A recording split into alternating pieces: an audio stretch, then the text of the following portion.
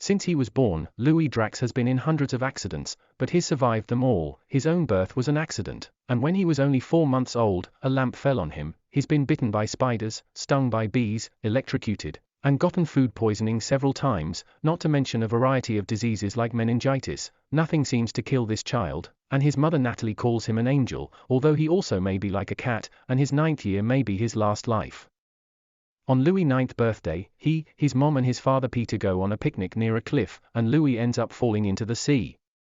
He feels cold underwater, and a mysterious growling voice tells him that this is his 9th life. A few moments later, Detective Dalton and her team come by thanks to the call from 2 hitchhikers that saw Natalie nearby. Mother and son are both rescued, but Peter is nowhere to be found. Louis is taken to the hospital, and Dr. Janek does as much as he can.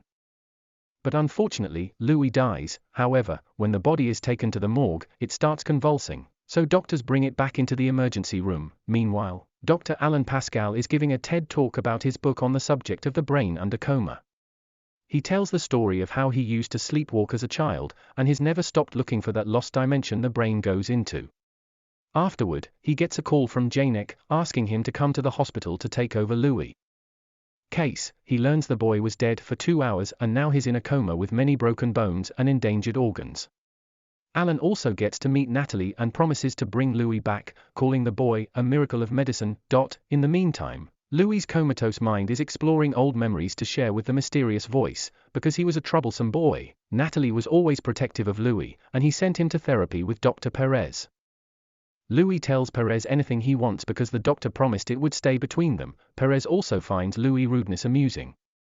Sometimes Louis refuses to answer some questions though, like the time he said he didn't think he would grow up but never explained why. When Perez wonders if Louis is causing the accidents on purpose, the boy changes the subject. Louis knows Perez hypnotizes some of his patients because he read the doctor's book, and wonders if Perez won't try on him because he's a wacko boy and not a typical disturbed child. Back in the present, Alan asks Janek for details of the accident. The current police theory is that Peter pushed Louis, and now he's on the run, which is why they'll be posting an officer at the hospital reception. Alan talks to Louis whenever he can, telling him it's safe to come back. Dalton comes by later to talk to the doctors and shares what she's learned about Louis so far. He used to go to therapy, was disruptive at school, had no friends, and didn't fit in, thus the other boys called him wacko boy. Alan points out Louis' history of accidents, and Dalton explains the previous doctors think the boy did it on purpose to get attention, but neither she nor Alan believes it because the accident started when he was a baby. Alan also wonders if Peter was violent, but Dalton doesn't comment on that. Afterward, Alan goes for a walk with Natalie to try to offer some comforting words. In Louis' mind, memories are flashing quickly, from happy moments like Natalie taking care of him and the family's visit to the aquarium, to worrisome moments like Natalie and Peter arguing and Alan spending a lot of time with Natalie in the hospital whenever she comes by to visit her son. One evening, the mysterious voice reveals itself, showing a big seaweed monster that wants to keep hearing Louis' story. This next anecdote is about the time Peter took him to SeaWorld, and they accidentally bumped into Peter's ex-wife Caitlin, who had remarried and now had 3 kids. Later, Peter asked Louis not to tell Natalie about this meeting because she was very fragile. Louis promised he wouldn't, yet as soon as they returned home, Louis spilled the beans, causing an argument between his parents that he tried to ignore. The next time he went to therapy, Louis told Perez he didn't keep the secret because he knew his parents didn't love each other but they won't get divorced because of him. He also knew that Peter wasn't his real dad. Later, Louis asked Peter why he quit boxing, so Peter explained he did it because Natalie asked him to and because he became a dad. Some days later, Alan and his wife Sophie attend a party thrown by Janek. Alan's surprised to see Natalie is there as well and he can't keep his eyes off her. This is noticed by Sophie, who already thinks her marriage isn't doing so well. When Alan finally gets to chat with Natalie, Sophie interrupts them, creating a very tense mood that persists when they go home. The next day, Natalie brings Louis' hamster to the hospital, hoping it can connect with her son. Usually, animals aren't allowed, but Alan decides to make an exception for her. Natalie says Louis loves his pet, but the truth is, this is his 3rd hamster, and he killed the previous 2. When Perez asked him about it, Louis told him about a secret rule that said that if you owned a small creature and it lived longer than 2 years, you were allowed to kill it because you were its owner. Perez was shocked to hear this and wanted to know where Louis learned it, trying to get him to talk about Peter. At the end of the session, Perez expressed his worries to Natalie, who got offended by Perez's insinuations and decided not to send Peter to therapy anymore. As punishment for sharing stuff that Perez had sworn wouldn't leave the room, Louis sent him a letter filled with hamster droppings. This story is being heard by the seaweed monster in the present, and he wonders why Louis hates men so much. The boy replies that men did bad things to his mom. Meanwhile, Alan asks Natalie why she had ended therapy with Perez shortly before the cliff incident. Natalie explains she used to think Perez was trying to turn her against her husband, and now she's starting to see maybe he had been right. Since Alan's very understanding, Natalie shares what happened on Louis' birthday. She and Peter had gotten into an argument because Peter didn't like the fact she had ended Louis' therapy. Peter got aggressive and that scared Louis, who ran away to the edge. His parents went after him and tried to grab him, but in the struggle, Louis fell. Alan asks if Peter had been violent before, but Natalie ignores the question and tells him she's known Peter since she was 18, making him the only man she's ever been with. Alan thinks Natalie deserves better and the two of them end up kissing, which can be seen from the hospital windows. This includes the room with Louis, who suddenly sits up and watches him with a red eye. Alan and the nurse rush to check on Louis, who is trying to say something. Sadly, he only gets to whisper, "My dad," before Natalie hugs him and he falls back into his coma. Louis revisits another memory then, the night his parents separated. Peter came to say goodbye because he was going to leave with Grandma for a while to give Natalie some space. But he promised he would always be there for his son. In the meantime, Alan stays up late running some tests to try to understand what happened. To no avail, he continues to talk to Louis, and tonight he even reads his favorite book to him. Suddenly, Alan hears a noise and finds a trail of seaweed, spiders, and mud that he follows into a room where the seaweed monster is hiding. Before he can do anything about it though, Alan sees Louis and wakes up next to him. It had been just a dream. Some days later, Alan hangs out with Janek, who notices he's tired. Alan confesses he hasn't been sleeping well and that things with Sophie are worse than ever. Janek wonders if Alan's been getting together with Natalie because everyone in the hospital knows about the kiss in the garden. Their little chat is interrupted by a call from Natalie, who asks for Alan's help because she thinks Peter had been in the house.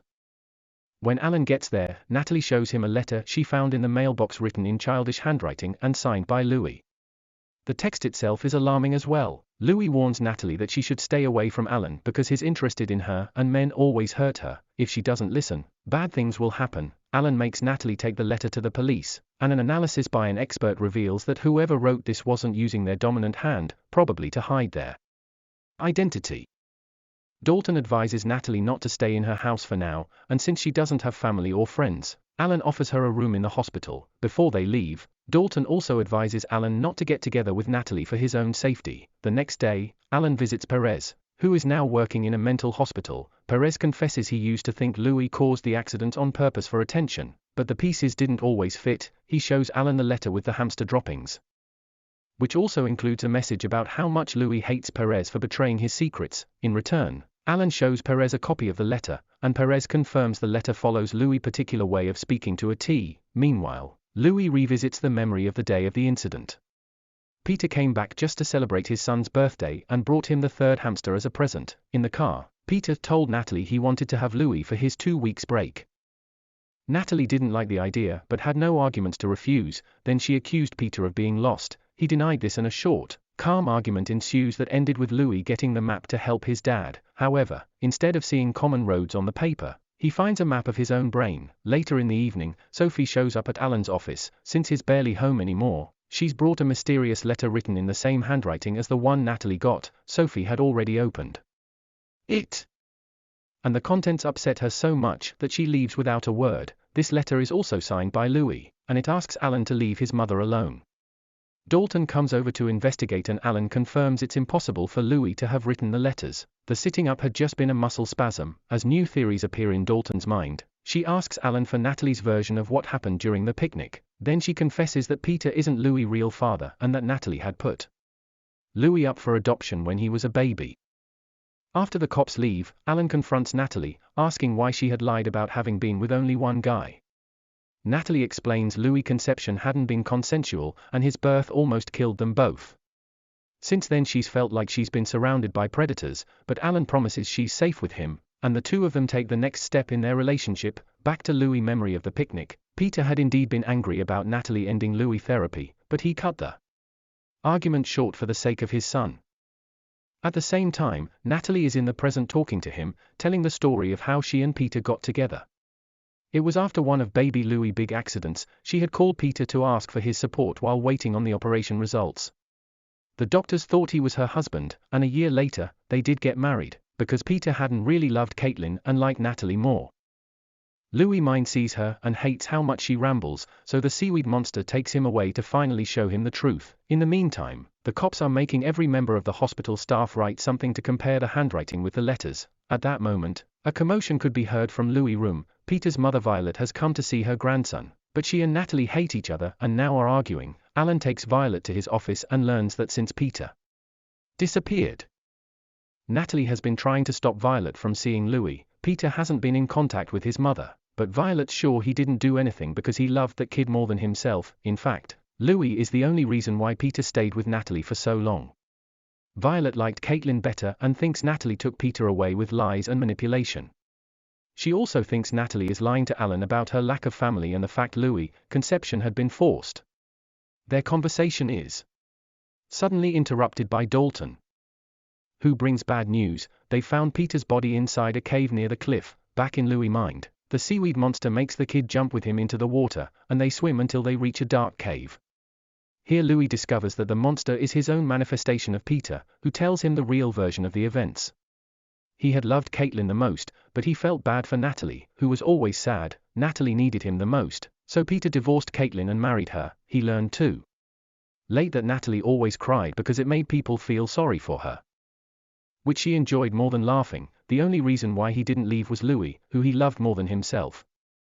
Peter never thought Louis was weird. In fact, he's always been proud of him. Meanwhile in the morgue, the seaweed-covered body of Peter is going through an autopsy.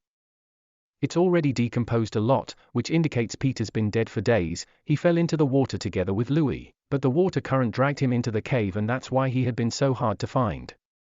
The cops also receive a message from the lab saying Peter didn't write the letters, which isn't really surprising at this point. At the hospital, Alan wakes up after accidentally oversleeping, and the nurse confesses she hadn't dared to wake him up because he had been sleepwalking. Apparently, he went to the desk, wrote a prescription, then threw it in the trash before returning to his chair. The nurse has kept that prescription and when Alan takes a look at it, he's shocked to see the handwriting from the letters, prescribing Natalie dangerous doses of insulin and chloroform. Alan goes to the police and together they confirm the nurse's story through the security cameras. He thinks Louis is controlling his mind while he sleeps and he's trying to tell them something. Dalton thinks it's a crazy theory and while the handwriting does match the letters, Alan is still not a suspect. He hadn't known the family before they came to the hospital and the fact both Louis and Peter had fallen that day can't be a coincidence. Seeing where this is going, Alan visits Perez to ask if he ever thought Natalie was involved in the accident. Perez also thinks Alan's theory is crazy, but he accepts to hypnotize him to confirm it. At the hospital, Perez guides Alan through the hypnosis and helps him find a beach-like mindspace where Louis is staying. Perez requests to speak to Louis, and Alan replies using the boy's speech patterns, using Alan as his vessel. Louis finally finishes revealing what happened at the picnic. He had blown the candles, and wished for Peter to be his real dad so he would stay. Afterward, Natalie tried to give Louis some candy, but she wouldn't share with Peter. In fact, she got upset that he would even try and falsely accused Peter of being drunk.